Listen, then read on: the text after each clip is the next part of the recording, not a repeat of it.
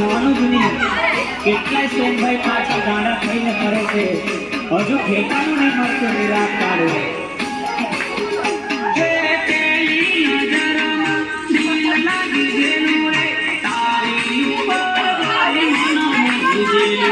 Thank you.